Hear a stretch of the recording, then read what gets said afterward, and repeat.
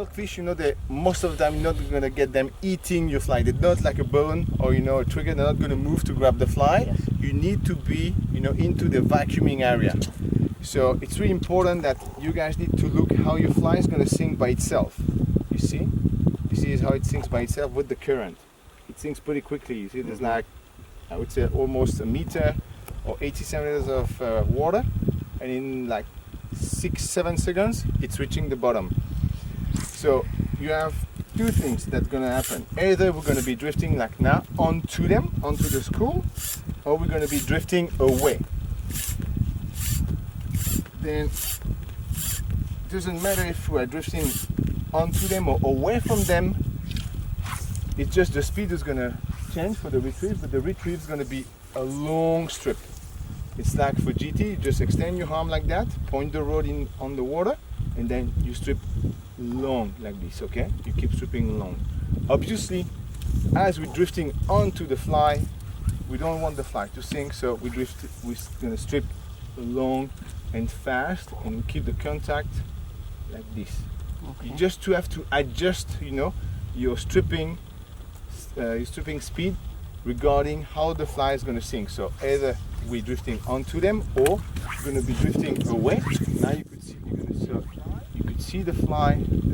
Look at the fly when it's landing on the water. Okay, that's the fly, and I'm stripping slow like this. You see, because we're drifting away. Okay, but I keep stripping long.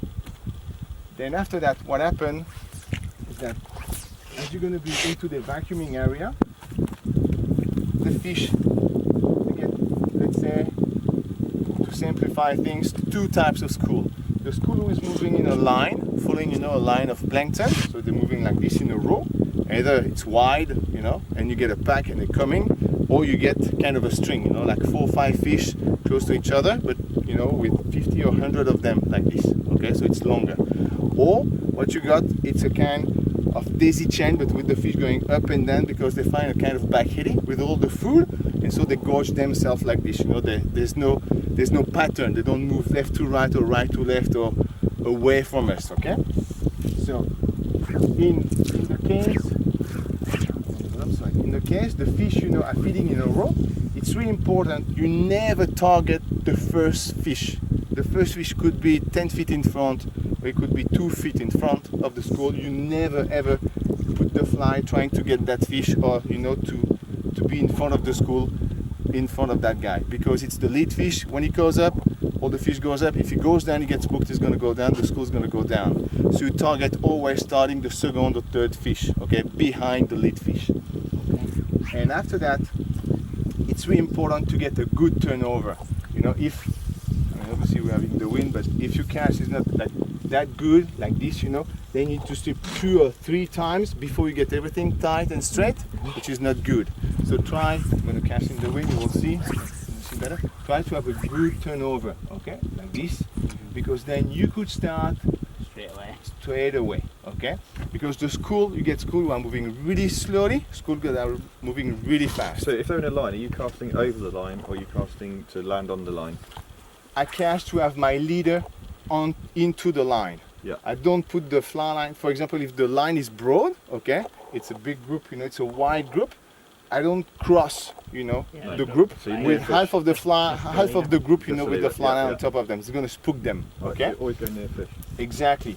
So this is why you need to recast a lot most of the time, because don't worry. Because what happens, the fish, you in the zone here, okay, so you strip, and let's say the lighter turtle grass after the patch there, okay, that's the end of the school. I don't strip back all the way like that. And then, okay, I start recasting, because what happens, the school, they move, and then it's over already. So we need to follow them again with the boat and get the right angle. So getting the right angle, so it's really important, is when I'm saying the right angle, it's the fish, the way, you know, they move, and where you're gonna put, you know, where you're gonna cast at them. Let's say this is the fish moving here, okay? The boat is 90 degrees like that. The fish they move right to left. I don't cast straight into the fish like this, because you cast straight in the mouth, you're gonna retrieve, you're not gonna feel anything, okay? So you try to create an interception point. You here, when the fish arrive there, you see if you cast like that, you're not gonna feel much, you don't have much chance. When they arrive here, like a 45 degrees, that's the best, one of the best shots. And then they move, that's good, 90 degrees, and here also on the back it's great, like that. Okay? Why? Because you need to have the feel when they suck in the fly. When they're there and you cast almost straight, you strip, you're not gonna feel almost anything. Okay? So the best shots, I would say, from 45 degrees or 50 degrees all the way to 60 degrees there. Okay? Then you get the second thing, when they're schooling, you know, daisy chaining like this on top of each other, not following any pattern, you just drop in the middle. You could even put the fly on top of them. If the school is big doing that, no worries. You're not gonna spook them because they touch their body, you know, together. So they're not gonna spook, okay? But it's really important to have a good turnover because then you don't need to strip, you know, to have everything tight. You're not losing. One thing important, how to set the hook. The fish, you know, you strip. So it's the same stripping, you're there, you strip, and then you're gonna feel it's pulling away, you know, like a salmon, you know, it's pulling a bit. You don't feel a big bump like a bonefish, you know, or a trigger. So how you set the hook, you just strip, you feel it, you just strike faster. Just long strip, you don't leave the rod unless, you know, the fish is pulling. Then when it's pulling, then and running, you lift your rod like that. You don't lift your rod over here, because what happens, the fish, they fight in three phases. The first one is pretty much aerial, you know, they jump or they run, you know, really shallow water, and they stay with the school. We need to break the fish out of the school. You will see we're gonna follow them with the engine because they stay and they carry on feeding sometimes, you know. And then after that, the fish is running deep, so we need to bring the fish up. So it's a long fight most of the time if they run deep, you know, we're in like 20 or 30 meters of water because they go deep and down. So we reel in. You don't put side pressure like done and dirty as long as you don't see where the fish is hooked. Because if he's hooked, you know, in the upper lips it's good, on the scissors it's good. If he's hooked on the lower lip, you know, on the inside, it's really bad because you're gonna cut it. They're really soft in the mouth. Then once the fish, that's the third phase, is around the boat, then you see where the fly is. You could go, you know, down and dirty, left or right, depending on how they move. Not too much, you know, up like this, but more on the left, because the fish is gonna swim kind there, close to the surface. It's gonna go down, rush a bit. So what you want is to break its balance, to bring it up. So if the fish is running, I would say left to right, you're gonna put your rod, you know, on the opposite. It's going this way, you put your rod like that. It's going right to left, you put your rod down in the water, opposite way, like this, okay? And you use, you know, the backbone of your rod.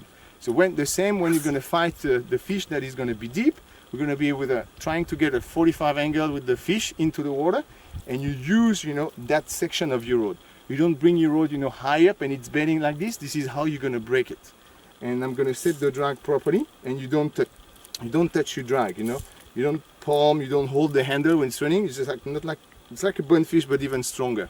It's on the drag, you let the drag go, you let it get tight on the drag. Palming, it's really tricky because they burst fast, and then most of the time you're going to break the tippet. So let's find some fish.